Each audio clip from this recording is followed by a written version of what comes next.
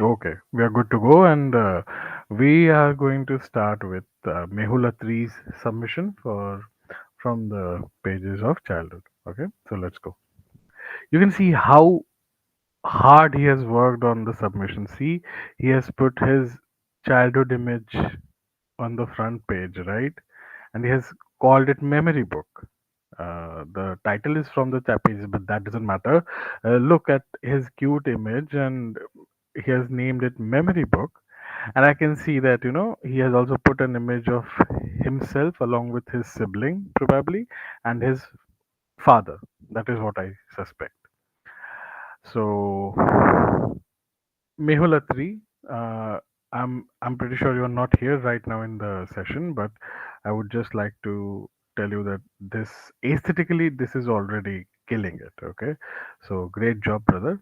So childhood, and he has put a question mark, right? And the title is My Questionable Childhood. Do you remember your first day of school? How eager were we all on the day of each class to see our friends? Well, I don't. Why? One might wonder. Because I never went to the first day of school and did not have the same friends as in the previous grade. Not everyone has good things to reminiscence about, and I will represent that group. Introduction. Born to a BSF soldier stationed in Kolkata, whose roots are in Punjab, I spent my toddler days in a beautiful city about which I know nothing today, other than that there are a lot of mosquitoes there.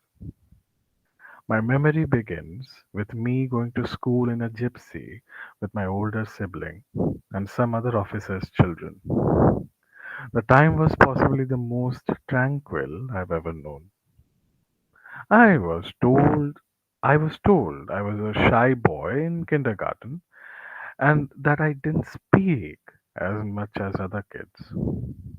I remember coming home from school and playing with my brother and other kids from other quarters nearby, running like there was no end to my stamina, showing off a Barbie phone that played four different songs, randomly using the landline to annoy my dad at work, and mom waking us up early to get us ready for school.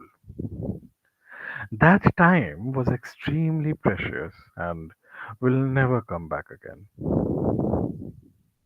Fast forward a year or two, my father quit his job and relocated to a different city when my mother was hired as a teacher.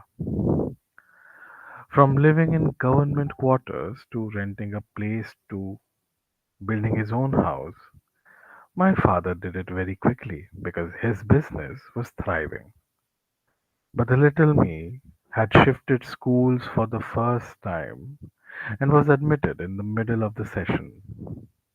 So I struggled to make friends, and this happened again when we moved to our new home. These struggles are not significant enough for me to merit an essay, and yet here I am.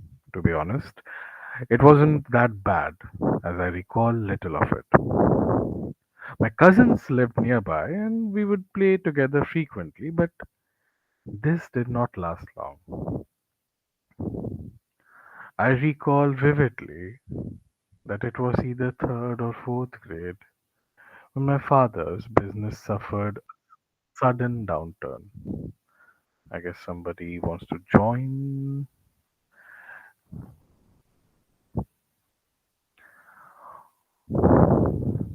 Mm, okay, yeah. Uh, so wrong 448.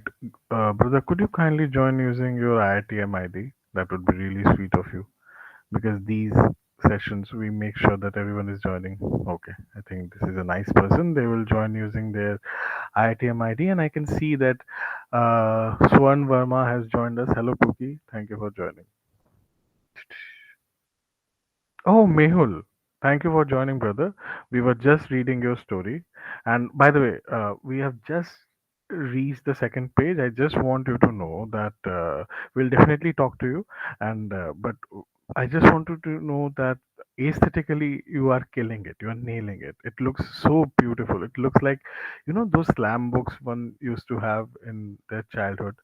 That looks really beautiful. So I just wanted you to know that you have already done a beautiful work with the presentation. So yeah, once we are done reading, we are definitely going to, since the writer himself is here, we are definitely going to talk to him, and I hope that I do justice to what you have written.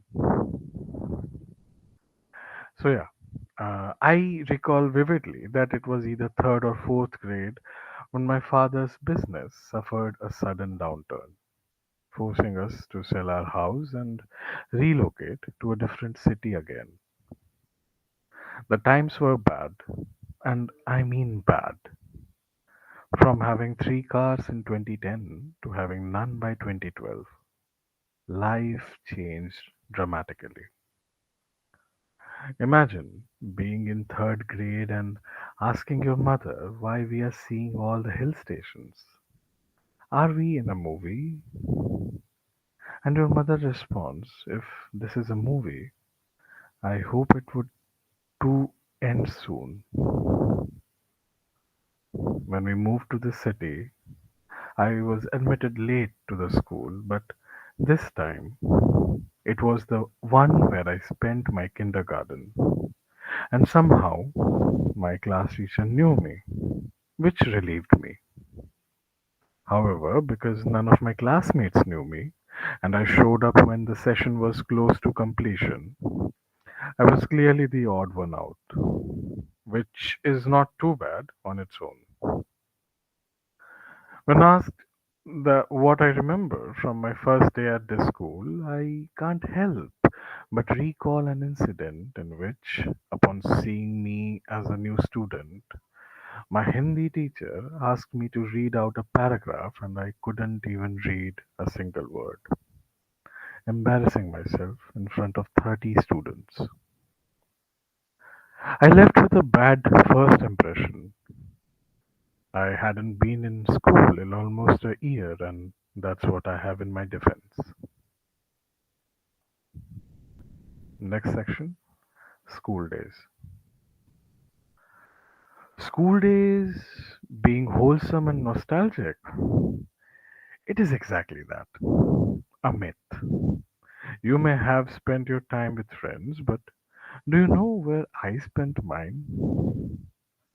Rotting away doing God knows what since my parents couldn't afford the school they enrolled me in. But they didn't even change it. Do you recall doing your summer break homework? Well, I don't because I was never enrolled until the summer breaks were finished, with the exception of ninth grade, when I did go to school on the first day. Although I recall filling out notebooks for all of the classes I missed, my mother would sit with both of us siblings and complete all of the work we had missed. And while I'm at it, I should thank my mother for all of her efforts for both me and my brother. Joy and laughter. I'm not sure about that, but this definitely goes down my memory lane.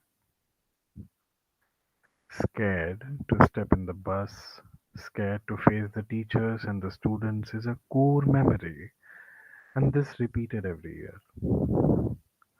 Do you know how it feels to be looked down upon as if you are doing something because you want to? Do you know how it feels to have to make up justifications for being absent for months and that too every year? I look back and applaud myself and my brother for getting through this without a major breakdown. Nevertheless, this is not all that my life had to offer. To be sure, I it didn't provide much at first place, but the worst was still to come, and I was not prepared for it. My parents left me for a while, just when it just when I needed them the most. I only remember one Monday, which happened to be a random Monday when I was supposed to receive my first tablet. After that, I was left to wait for my parents to come back. My grandmother took care of us after our parents left, and she was good at it. She never made us feel alone in this world, but there was still a lack of a motherly touch, and I was unable to cuddle up to her the way I did with my mother. At the time, I was already accustomed to adjusting to everything. Life took away things from me when they were the most needed: a proper education, parently love, and even nutrition. It was then when I realized even a glass of milk is a privilege that I no longer have. When people say no one comes to your help when you need it, it's both right and wrong. I could go on and rant out everything, blame everyone for everything, but one thing that I must not do is not appreciating the people who were there even for a little while, and I shall remember who were not there as well. A change. Life isn't always bleak, and since perspective is key, I treasure the moments I had despite the challenging times. I'll start with the most treasured of all, the letters I used to receive from my mother when she wasn't around, and I would always write one for her. Motherly love really is the purest type of love. I can't even begin to describe how overwhelmed I used to be whenever I received a letter from her. I still have them at home since they are so important to me.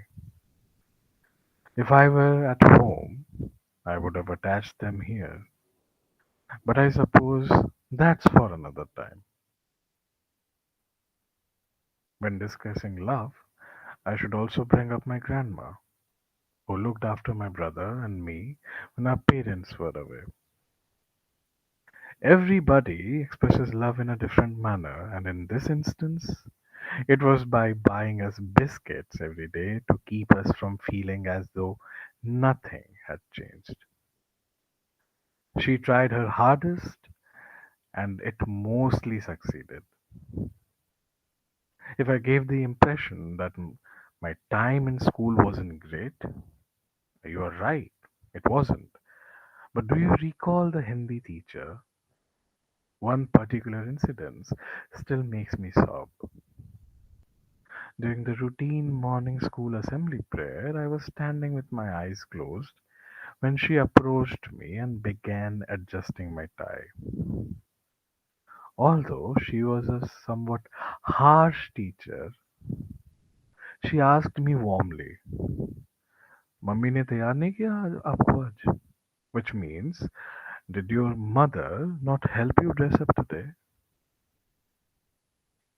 I'm not sure if it was her voice that reminded me of my mother, or if I was the one who saw my mother in her and almost started crying due to memories of her. But I was able to respond to her without mentioning that my mother had been away from home for some time. Instead, I just stood there silently, holding my emotions. Since then, my appreciation for her as a teacher has only grown. I was not athletic as a child and loathed all forms of sports, with the exception of skating, which I loved since it compensated for my slow running speed. I wasn't particularly skilled at skating, but I was decent. Even though I didn't win any of the many skating competitions I participated in, I still had fun since students from other districts and schools would attend the same event, And I even ran into some old acquaintances from the school I left when we moved to the last place where I felt like I belonged.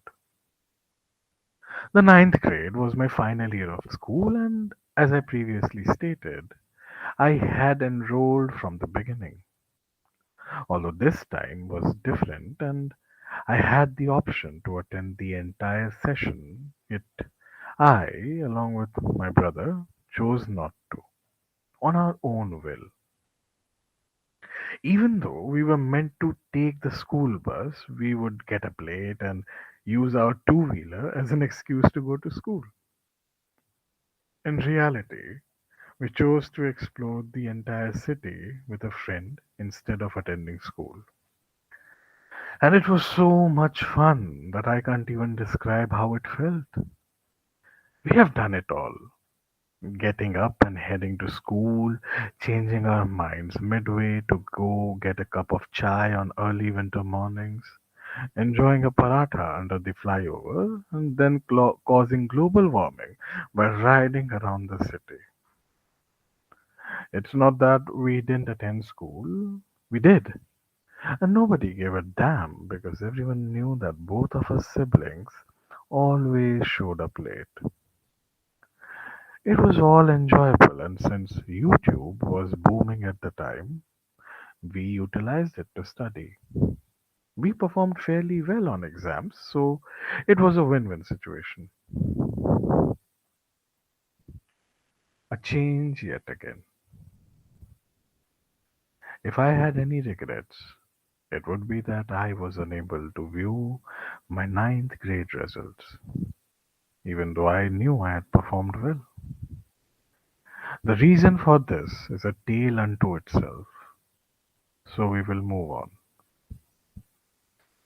This year was probably one of the most significant because things between my siblings and I became a bit odd, to the point where we fought so much that I still question why we did it.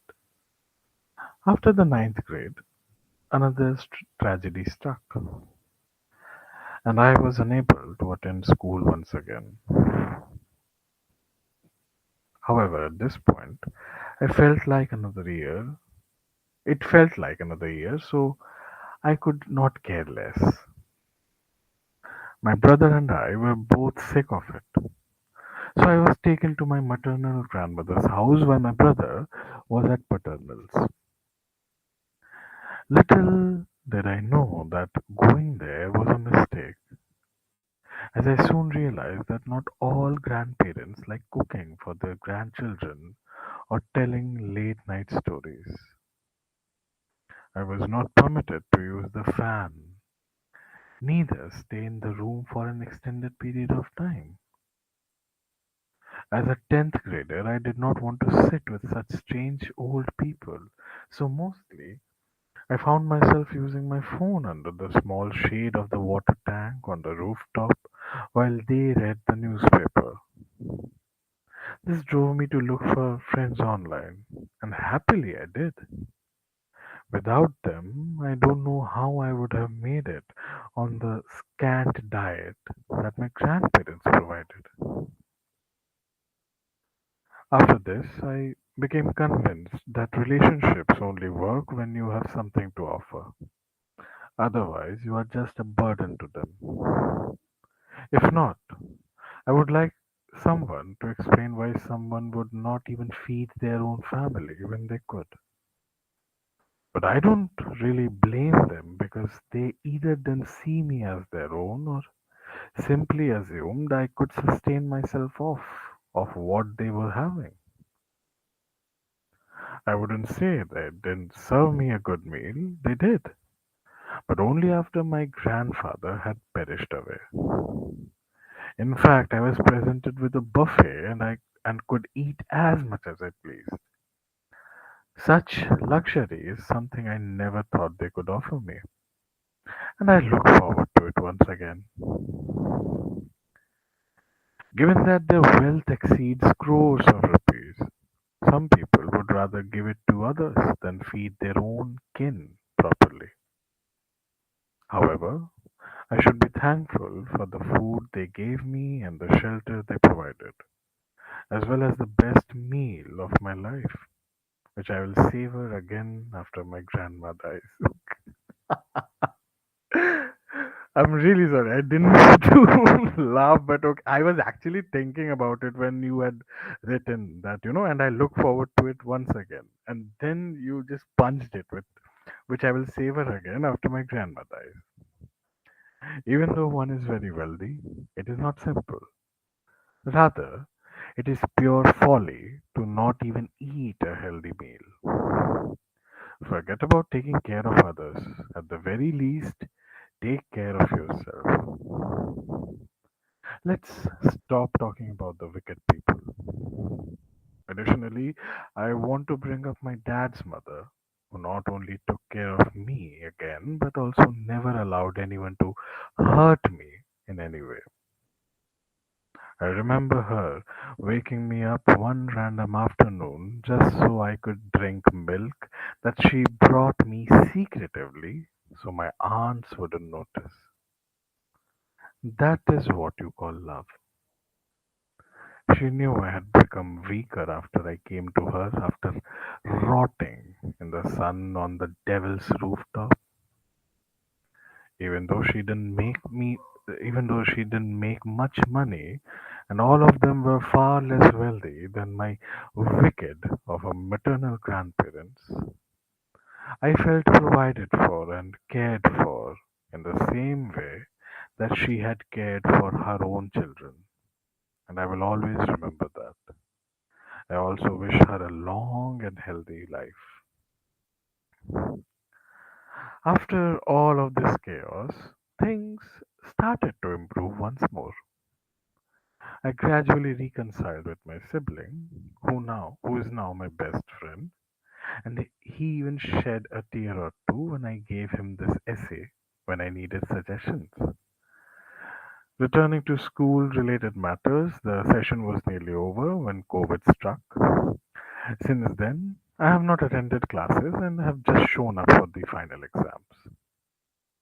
I was fortunate to have gone through so many stages, which has given me some empathy and compassion. I spent the 11th and 12th grades in a new city, studying for competitive exams and spending some leisure time there. Last section, conclusion. First and foremost, I would like to express my gratitude to Sahityika, the Literary Society, for providing me with the opportunity to write about my childhood in order to reunite with past and prepare for the future that is yet to come. This essay merely touches 10% of my life, and a lot of reasoning has been left out because it is not meant for everyone to read. When I first began writing this essay, I saw it as a competitive event. But as I continued to write, I saw it as an opportunity to relive the past and have been successful in doing so. Humbly thank you once more for providing me with the opportunity to write this essay, and I hope we are provided with more of such opportunities in the future. So I will see you in the next one. Thank you. That's really sweet, Mehul. So, guys, that was Mehul Atri's submission from the pages of Childhood ke liye Memory Book, and this is such a beautiful thing that let's just give him a lot of hearts and a lot of claps. Thank you very much, Mehul. And I guess we should not say a single word because the man is here. Mehul, would you be comfortable turning your mic on, and could you kindly tell us a little bit about yourself and the story itself, if you are comfortable turning the mic on?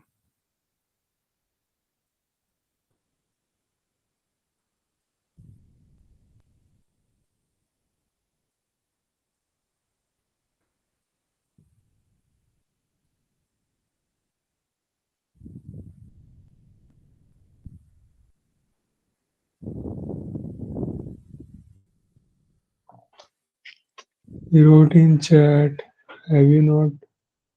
I mean, I'm with my dad right now. Okay. I wish I could have turned my mic on. Okay, no, it's totally fine, bro. Totally understandable. मेरे पापा होते तो मेरे को भी लाल कर देते मार के. So yeah, totally understandable. No problem. No problem. So before talking about the story, let's see what you guys have written after all the greetings and everything. Sneha is saying, by the way, please give me a heads up if there's anything related to horror coming. No, no, no, no. इसमें तो कुछ horror नहीं था. थोड़ी बहुत tragedy थी but more और less wholesome तो था you know Wise is saying, are they a member? I'm not sure if Mehul has joined Sahityika. I'm really sorry, I don't remember individually. But if they are not, I would request them. I would request him to join. Sneh is saying, आपकी बेइज्जती कौन नहीं करेगा? Okay, it is probably the thing I said.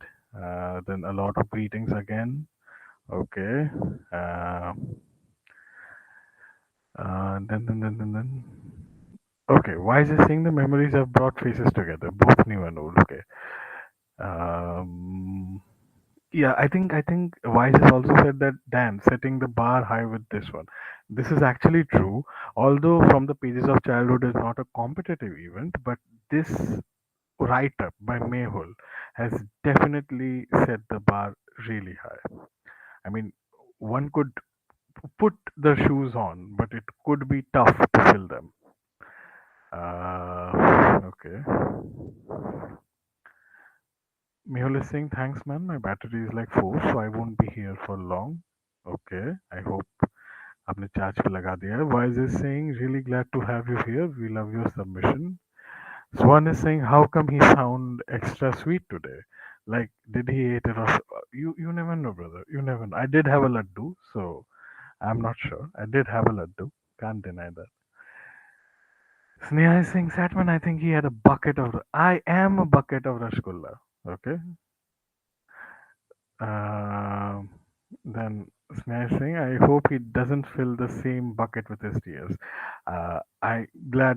Gratefully, I didn't, but it was definitely a really sweet thing. Mehul is saying his voice is gonna make me cry. Okay, I'm really sorry, bro. I didn't mean to do that. I'm sorry. I hope अगले जन्म में I get something of a normal thing, not normal voice. Chhatrapal is saying, makes you smile too. Yeah, Chhatrapal, aren't you a sweetheart? You're the best. Everyone of you, you are bad. Only Chhatrapal is good. Sneha is saying, true, your writing skills is enough to make us emotional, and his voice isn't helping us at all. I'll charge money for this now.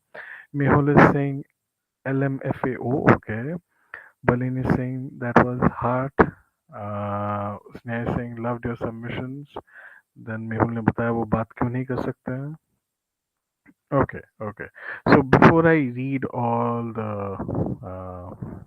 other, okay, Balin is saying Shankar broke. हाँ, Shankar is also sweet. Thank you, Balin, for reminding me. Yeah, okay. So that is the thing, guys. First of all, Mehul, this was beautiful, and people who can if you guys can turn your mics on, I mean, look at, there's this beautiful part where at one point he is actually saying ki, if my nani turns off, then I will have a nice meal. But he's actually wishing for his dadi's long life and prosperity, right? So this might seem very trivial, right? This might seem very trivial कि हाँ एक बच्चा है, उसके साथ उसके नाना नानी ने शायद उतने अच्छे से बिहेव नहीं किया और उसके साथ उसकी दादी ने वो बिहेवियर किया जिसकी उससे जरूरत थी. But if you look at it, I mean, these two paragraphs are so complementary to each other, and it might seem like a matter of two paragraphs, but for this boy, this has been a matter of life, right? So, I would like to ask one question, and this is generic for everyone, okay? And one thing is ki, nobody has to uh, dig deep in their own past, their own family matters, okay, in order to answer this question. But I want a very generic answer from your side, okay? So, as Mehul talks about, a particular side of family who didn't show him the love and care that a child would deserve, a child would need, right? So why do you think that happens? I mean, we are blood, right? And of course, we all know that it doesn't mean anything if you are a blood. You are blood. Then still, why do we expect? Why do we expect that if someone is related to us, they would be taking care of us in our dire times? Why do we expect? I mean, it might seem like a very trivial question, right, guys? Why wouldn't we? But why do we? Why do we expect that anyone else but our parents would take care of us? Where does this, like, what is the root of this expectation? Is this something primal that we have been doing since we were dwelling in the caves, scared of saber-toothed tigers and lightning? What is it? Where is the root? What is the root of Uh, expectation? I think maybe it all must be started when a child, I mean, is brought up in this world and he or she is only able to see their parents, and Right. even if they don't, I mean, they don't know the language, but they still can feel the care. So it should be natural. I've I got mean, a. yes, yes, Tanvi. Oh, you carry on. I'll speak after you're done. No, no, no. My main point is then you. I was just throwing words salad. You can go ahead. Sorry about speaking out of turn. The thing is, it's not. Uh, when it comes to emotional aspects, going back into evolution might not really help us to probe what exactly is happening, because the way the brain areas which are activated when for animals versus in humans, there is a huge difference in how we respond to things, right? When it comes to humans, even now, I think most of us know how childhood experiences are very crucial in how we see the world when we grow up. It's like what we experience in Right. childhood will help us understand what the world is. If we grow up in a very loving home, we tend to think that the world itself is like the generic nature of humans is good. We tend to think that way. And the world runs on trust. It doesn't run on laws made by man, or it doesn't run based on no, we think it runs on law, but there are a number of ways to tweak these things, to find loopholes around these things and still live a life of crime. But why do you think we are not harmed right now? Like, for example, if I'm taking a commute back home and I'm unharmed, why do you think that is the case? There are lots of risk takers in the world, and psychopaths function very differently. So the reason is our childhood, like in this session, no? The childhood experiences help us see the world the way it's crucial. When we expect things out of the world, it's because our parents make us feel that we can expect things from people. That means we're actually growing up in a very loving home where we can actually expect our parents to do a few things for us. So we tend to expect things. When this expectation is too much, no, that's called entitlement. Entitlement is very dangerous. Such people are major red flags. So you get the point. There is a balance, and our childhood Right. is how what it is in the future, how we see the world, how we respond to the world. Right. Right. Actually, those were some really good points made by Tanvi and Adarsh. And one way or the other, they actually provide, corroborative statements to each other. So Adarsh begins with saying that, once a baby comes to this world, the first people they meet, the child meets usually, is the parents, right? Usually, in generic sense, I'm saying there are other unfortunate incidents as well, but we won't be counting them as of now. So, yeah, we see a father, we see the mother, and that is how we build trust, right? That was a very good point that Adarsh made. And although we were talking about people outside of uh, the parentage, but still, it's indeed a good point and sets up the platform for Tanvi, who again gave a very, very important point that we tend to see the world the way we experience our home, right? So our trust issues and everything, be it positive or negative, any sort of virtue, any sort of emotion. And again, I'm basing my statement on what Tanvi and others said. Okay, so feel free to cut me off if I'm going wrong. But from my understanding, what these two people said, we actually see the world the way we see our home, right? So if we are growing up in a home where trust issues are not there, where people respect each other, and that makes sense. I mean, many a times, and I'm going to take a very niche yet very prevalent and relevant example.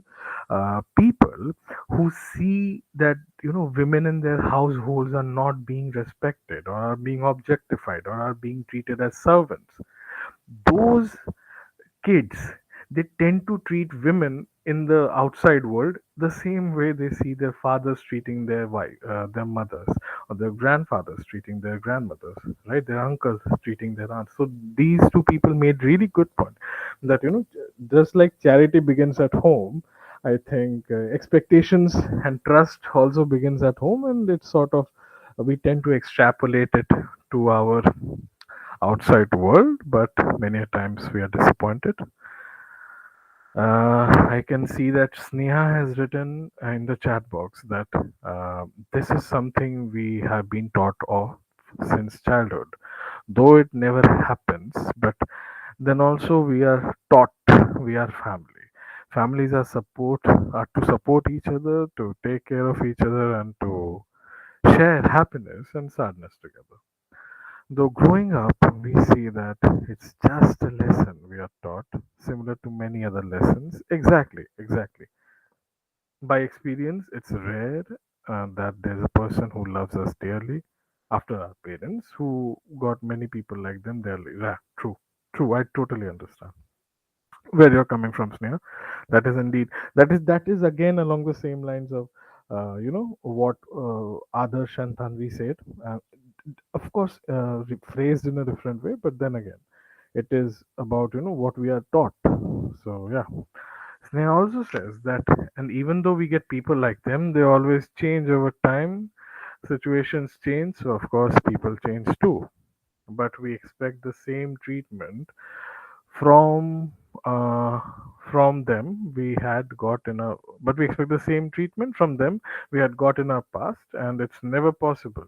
I'll be going on this without making much sense after some lines, so I'm stopping. I think I have, no, no, no, no, no, you have not written nonsense that makes sense, Sneha.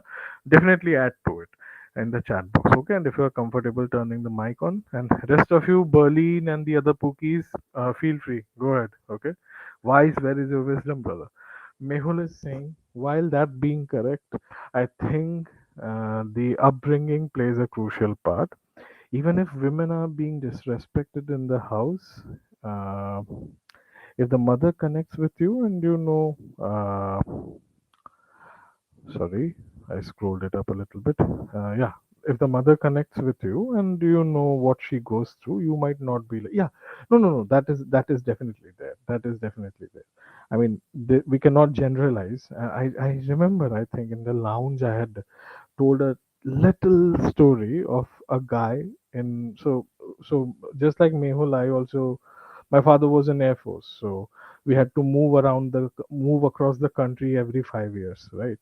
So I also attended a lot of schools, and so I remember when I was in Punjab, there was this guy. He was much senior to us. जब मैं second में था, I think he was in seventh, eighth or something. Okay, so he was much older, and we got to know that his father apparently used to beat his mother a lot, and eventually this one day he just picked up the hockey stick and started beating his father because he was beating his mother, and he had beaten the crap out of that man. And he was regarded as a hero कि देखो भाई ये अपनी माँ के लिए खड़ा हुआ, अपने बाप को पीट दिया, ठीक है, क्योंकि बाप माँ को पीटता था. That is what we used to think कि अरे भाई ये तो हीरो है, right? And then a few years back, I was talking to a friend of mine from Punjab, and he told me that this guy was jailed. The guy who had beaten the crap out of his father when we were in school, this guy was jailed. And you know why? he ended up beating the crap out of his wife. So that is the thing. We cannot generalize. Just like Mehul said, we cannot generalize. But more often than not, I have seen this. Even I think girls actually feel like if the child is a girl, there are more chances that she would act as a healer to the mother. But if it is a boy, and the boy is actually influenced by the paternal side of the family a lot, and then again, guys, what I'm saying has to be taken with a handful of salt rather than a pinch of it, and it can't be generalized. Okay, but we all know a family out there which tends to patronize women, and that is the best they can do. Let's not go to the worst, right? Yash has agreed to what Mehul said. Sneha has also said true. It depends on the person. Yes, Mehul said dang. Tanvi said OMG. Mehul said what? Oh no, okay, it was trauma. Don't worry, guys. I'm pretty wholesome. I'll make you guys feel better. Tanvi is saying uh, daughters tend to become like mother, taking in abuse, taking in toxicity, being as toxic as the mother. Yeah, I mean, that is a very good example, Tanvi. I mean, that is a very good point. I'll just, take another example. Uh, in many cases, and guys, don't quote me on it, okay? I have just read, okay? I don't think there are certain subjects on which I don't believe the research papers, okay? So I have just read it. I don't cite them, but I am again telling you guys that take whatever I'm saying, take it with a handful of salt, okay? So I remember reading at multiple places that women who tend to cheat on their partner, chances are that they have actually caught their mothers cheating on their fathers. This is something that has been observed. I'm not saying it, and it is not just mother, it could be some elder woman of the family. So that sort of scar kind of messes up with your psyche, and you can read about it on Google, okay? It like, I'm not saying that it is always the case, but it has been rampant many a times. Berlin is saying also sometimes. Yeah, I think somebody has turned their mic on. Please go ahead, bro. Oh, yeah. I mean, while the toxic behaviors are being absorbed by many of us, like none of us are 100% angels, but whenever we notice something which is unhealthy in people, which is kind of damaging, or we ourselves tend to recognize some of those damaging signs, the kindest thing we could do is to just refrain from forming emotional attachments with people when we recognize that something is wrong with us or something is wrong with them.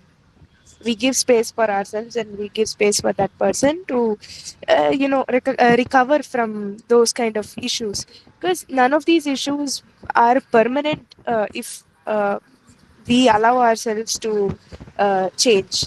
If we don't, well, that's a different question. But when we do recognize some patterns, like let's say, like you said, so, there is some study somewhere which says, like, okay, women who are cheating have done probably might be having some scar like that.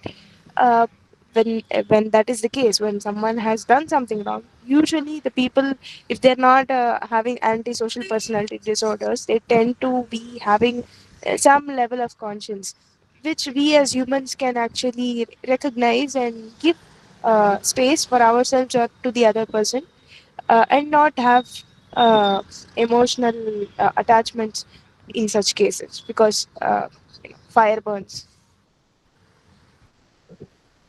That is indeed a good point. So, Tanvi, what you are saying is that, like, despite the trauma, we should try being better people, right? And we should do whatever it needs to become and do better. Is that what you are suggesting? Because I agree with it. Weak and doing better is subjective, because we think we are doing better, but what the Right. best we can do is, if let's say, for example, you're having a family member and you find out that you are abusing that family member. You didn't realize you're doing that. Let's say I'm abusing my husband. Let's say I'm doing it because my mom abused my dad. If I understand that is what is happening now, it's best if I give put a little space between me and my husband, so that I give myself time to change. I might or might not change. There is no guarantee, like cause effect, that kind of direct change. How long it will take to change, you can never guarantee. In cases like that, it's best to give space for myself or to the other person. If the other guy is the one doing such a thing to me, and I'd rather give myself space and move away from that person, like whichever suits me or the other person. No one size doesn't fit all. Emotional attachment, when we put a wall between us and the other person. If we're emotionally attached, we tend to question ourselves based on our own makeup of the mind, right? So when we tend to objectively see it in a third person POV and put a emotional, like we remove the emotional layer and we just see what's happening, what exactly is happening underneath the skeleton of the whole issue, then a lot comes into light. Okay, so this is what is happening. I'd rather not be emotionally attached, blame the person or blame myself or blame the situation. Nothing. This is what is happening. So that really helps us to prevent a lot of issues within ourselves or to the other person. But becoming better is not something we can guarantee, or we might not also achieve the result. There is a risk involved. Right, right. Okay. That was an elaborate answer and definitely pretty precise and it does make sense. Okay. Thank you, Tanvi.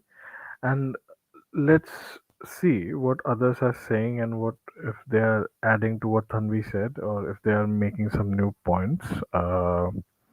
Yeah, Berlin is saying also sometimes some people find peace in giving. It can either be that they grew up in a household where they were given a lot of warmth, or either they were not given at all. So, craving that warmth while someone becomes harsh, some find peace in giving the warmth. Some people are just so kind, and they might shower you with that kind of love they wish to receive.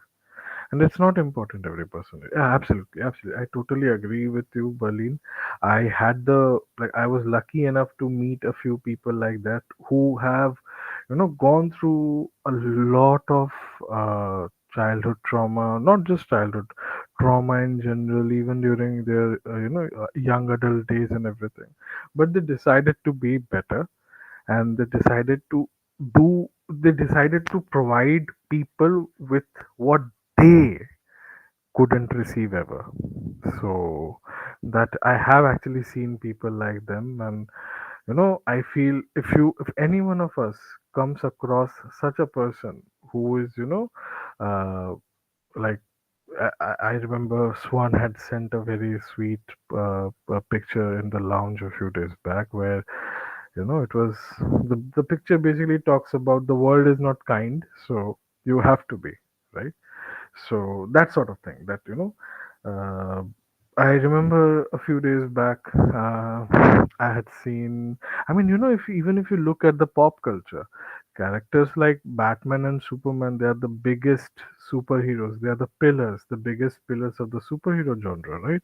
Even if you go to the background of these characters, you will see why Superman is Superman. We all know Superman has amazing set of powers, right? He's basically a demigod, but we all know that is why, I mean, we all know that that is not what makes him Superman. What he chooses to do with those powers, that makes him Superman, right? That is the crux of Superman. And then we go to Batman, a man who has suffered something, and of course, Bruce Wayne is indeed a mental health patient. I mean, no grown man could be mentally healthy if they decide to dress up like a bat and beat the crap out of criminals at night, right? But still, rather than being a criminal, they are fighting for justice. So such pop culture characters, such literature characters also sort of give us ideals to strive towards, right? And there's a beautiful line from Man of Steel where Jor El, who is Kal El's biological father, he tells him, right, that It goes something like this, that uh, you will give them an ideal to strive towards.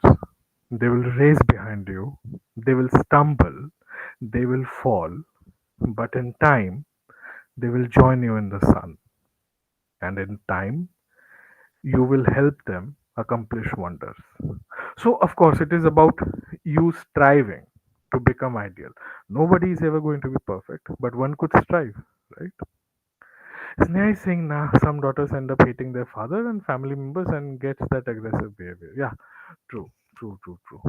A very good friend of mine sort of did that. I think somebody has done their mind. जन Please go ahead. Generalise करने ना करने वाला point पे एक चीज बोलूंगा Please, please, please. कि 8 बिलियन पॉपुलेशन है Mm-hmm. तो 8 बिलियन पॉसिबिलिटीज है कि इंसान कैसा निकल सकता है Mm-hmm. ये हर जगह अप्लाई होगा अगर ध्यान देना चालू करोगे तो कि मतलब अरे थोड़ा elaborate करो. जैसे अजीब अजीब इंसिडेंट्स सुनने को मिलता है ना कि अरे ये इसने ऐसे कर दिया वैसे किया करके जो Mm. कि कभी पहले सुने नहीं रहा होंगे तो क्या सोन को मैसेज देख लिया अच्छा तो मैं वही बोल रहा हूँ कि ऐसे सरप्राइज होते हैं ना सब हम लोग की कुछ अलग सा कुछ हुआ रहता है Right. तो मतलब लोग लिमिट नहीं है लोग कितना बुरा कर सकते हैं अच्छा कर सकते हैं क्योंकि 8 बिलियन लोग है तो 8 बिलियन पॉसिबिलिटीज हिसाब से देख हाँ, सकते हो ना absolutely, absolutely, absolutely, absolutely. बात यही तो है सही है. बात तो सही है. हाँ जनरलाइज नहीं कर सकते हैं. सही बात. हाँ सही बात. सुपरमैन बैटमैन वाले पॉइंट पे एक जोड़ना था मेरे को हाँ, बोलो please please please. Go ahead. Goku को मत भूल जाना बीच में बिल्कुल, बिल्कुल. गोकू गोकू को तो हम भूल ही नहीं सकते. गोकू को बिल्कुल नहीं भूल सकते. मिस्टर तोरियामा को बिल्कुल नहीं भूल सकते. But by the way guys, if you look at it, characters like Goku and like Goku is actually inspired by Superman, right? He arrives in a vessel from the stars and sort of a messianic figure and becomes a really good fellow, right? Despite having the power to destroy the planet with a pinky, right? So yeah, definitely Goku को भी नहीं भूल सकते. Goku is one such character. Yeah. वैसे ही ये जो भी बोले कि पॉड में आया रहता है वाला हम्म, सुपरमैन से इंस्पायर्ड मैं इसको कनेक्ट नहीं किया था अब तक लेकिन हाँ. देखना पड़ेगा हाँ, बिल्कुल बिल्कुल, because he comes from a different planet, although their planet नहीं sort नहीं of the planet का species. बात नहीं है कि वो हाँ, सेटिंग सिमिलर लगा ना तो आप बोले तो मेरे को तो लग रहा है कि अब इंस्पिरेशन सुपरमैन से लिए होंगे या हाँ, गोकू हाँ, पहले बिल्कुल. आ गए सुपरमैन समझना पड़ेगा नहीं मेरे नहीं को नहीं मालूम है नहीं नहीं नहीं, Superman is from 1940. Batman 1939, Superman 1940. Goku तो उसके बाद है. 1970 के बाद का ना गोकू शायद हाँ, शायद. या या. I have a small something to add. Please please Tanvi, please go ahead. I've seen Mehul saying like, uh, some people just don't see the right, or some people just don't see the wrong within them. Yeah, so I just wanted to add, it's like human nature is very very subjective, and there is a very fine line in knowing whether we are right or wrong, or thinking we are right or wrong. You know, knowing versus thinking, because we think we know, but again we think we know. We don't really know what is the absolute truth. Like for it's not like math. So human nature is, let's say, more complex. I wish we had a quantum computing advancement in this to really know what could be a superposition of good and bad together. So, but it's not very easy for us to know, or the other person to know, who is in the right or who's in the wrong, or who is the person who never understands that they're wrong. The best we could do when we are in situations where we have to choose or we have to protect ourselves from something, we develop protective mechanisms when we are a child. You know, this is something worth noting, that if we are someone who thinks that we need to fix things. You mentioned Superman, Batman, all this. vigilante behavior could be traced to something in childhood where they're the ones who has to fix something. Right. Like, the god complex is different, sir, not the god complex. This is the white knight complex. You want Hmm. to save the person. The god Right. complex is completely different, which is the negative side of this, the other side.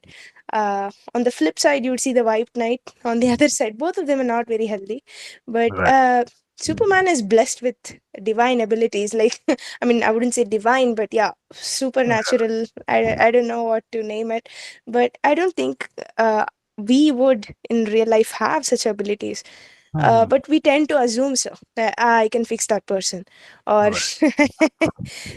so when we assume that, it's mostly we go through things in childhood where we are held responsible to make things right. More like you grow up too fast as a Hmm. child. Hmm. So we can't really know if the other person is wrong and we are wrong. And we can't expect the other one to know also. There's something we only learn when we grow up, something which we don't learn as a child.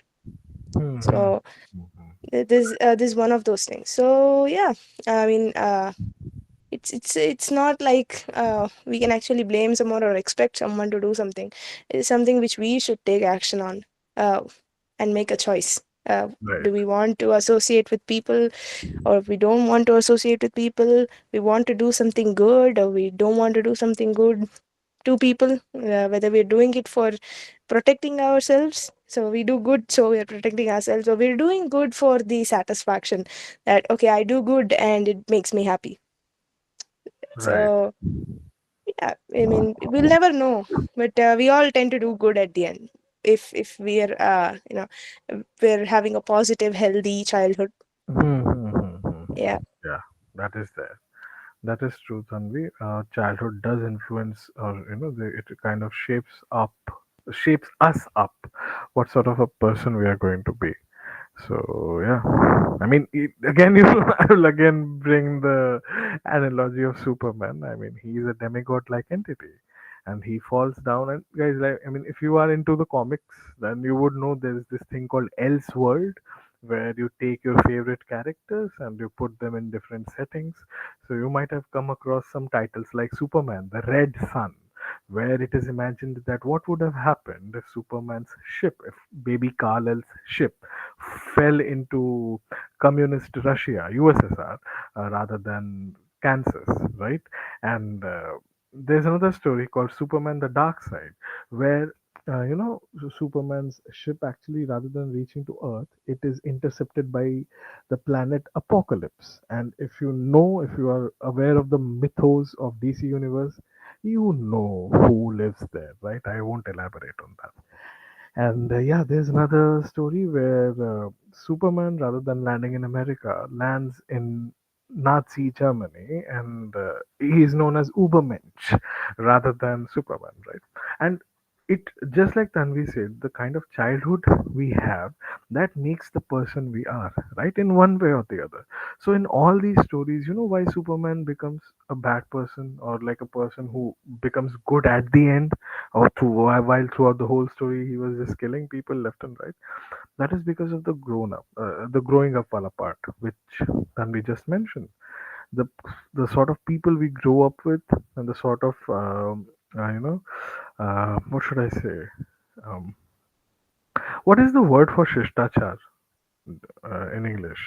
Could somebody please, if you guys know what shishtachar is? Okay. So, what sort of education, and I'm not talking about academic education, what sort of moral or, humane education you're receiving as a kid, I think that sort of defines what kind of an adult you're going to be. So, definitely, that is a good point. I would definitely like to applaud that, the point that Tanvi made. And Adarsh was, so yeah, the last thing, okay, Adarsh had said Berlin, that is actually the case. Okay, Berlin then says that once coming in contact with that kind of person, it is difficult to actually go to someone who does not share the same worth. Yeah, yeah, like in the case of Mehul as well, right? So although Mehul says that he is going to savor the meal when his nani goes off, but he dearly loves his dadi, right? So, although there's a funny compliment over there, but I guess we all understand where this boy comes from, right? Why is he saying apologies if I'm veering off slightly? But this does remind me of a parable of a seed, how it grows and how healthy it is influenced directly by the place it is in and how its environment changes. True. True that, brother. True that. That's a very good point that Wise made. And, there's something that I would just like to add on to. It also sort of, what Wise said just right now. You guys would not believe that the kind of plants and the kind of terrain you have also gives rise to your, like, also changes the plot of your mythology. So the mythological figure that you have in one particular area, it is correlated to the sort of terrain you are living in, the sort of geographical features there are in that particular area.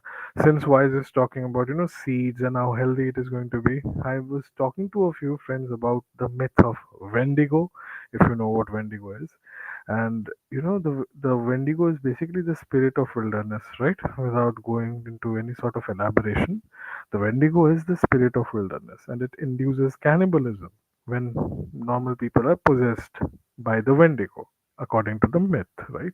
But why cannibalism if it is the spirit of wilderness? Why not foraging, right? Because people from the bygone era used to forage as well, right?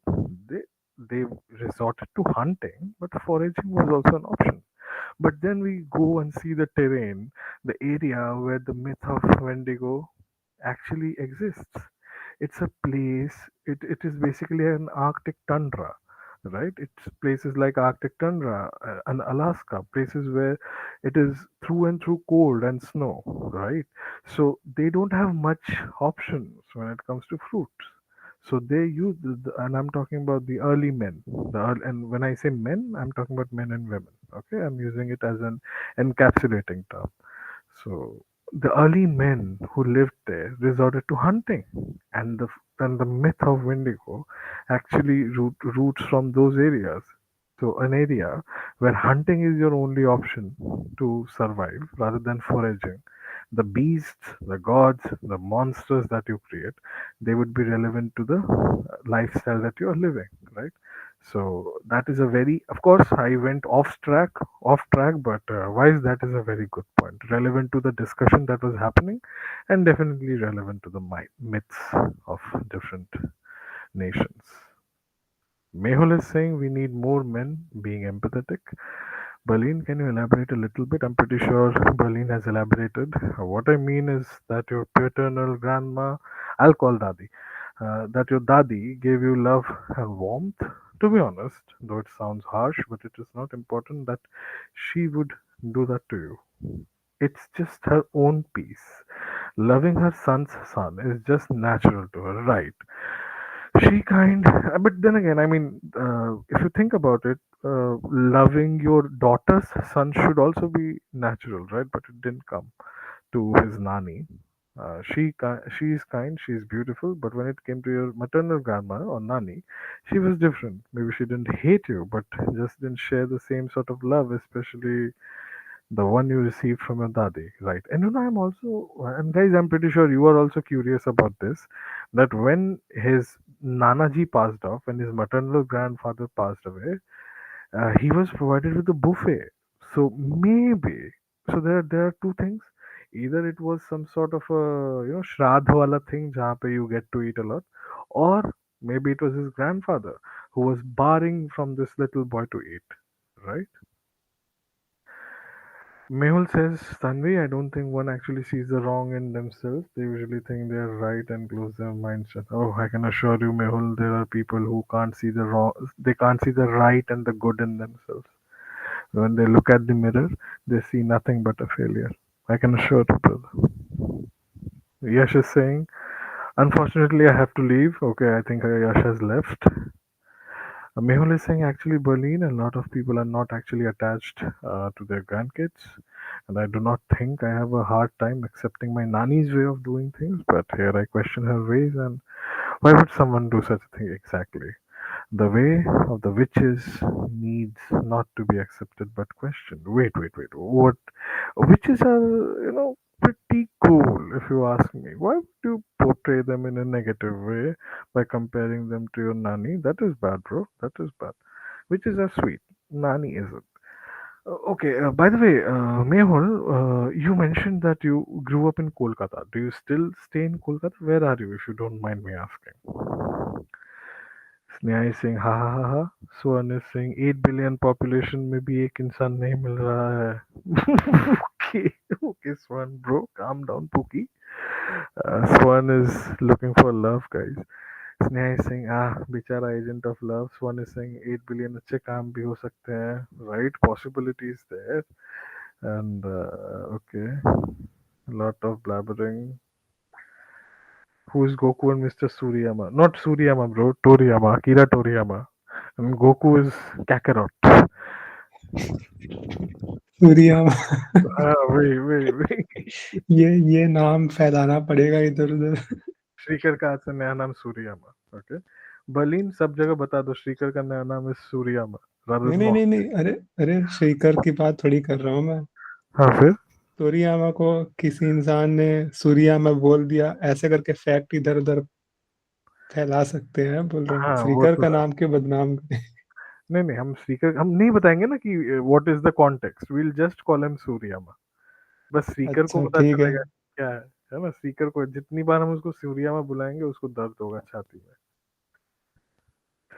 Swan is saying मेरा test चल रहा है and I can't mute it for too long because what a discussion going on here. Nice. Goku is my Nani Superman. What? Wait. Your Nani is into anime. Is that a metaphor? That is what I also wanted to ask him and said that, I mean, I don't know what I read. Wait. Yeah, I wrote explain Mehul, but they all went in other direction. भाई बहुत सारे chats अब मैं पढ़ नहीं पाऊंगा. Super Nani got real. Okay, that's a metaphor. Now, that is what I'm asking. How is that a metaphor? Okay. ये वो नानी मतलब क्या होता है वाला थोड़ी है. ओके. ओ माय गॉड, ये उसका बोल रहा है क्या नानी? वो Fist of the North Star वाला. If you guys have not seen Fist of the North Star, do watch it guys. Okay, Mehul is saying I was raised in Punjab, but birthplace was Kolkata. Okay, and where do you live right now? Okay, fine. It's okay. If you're not comfortable telling, then it's fine. Okay.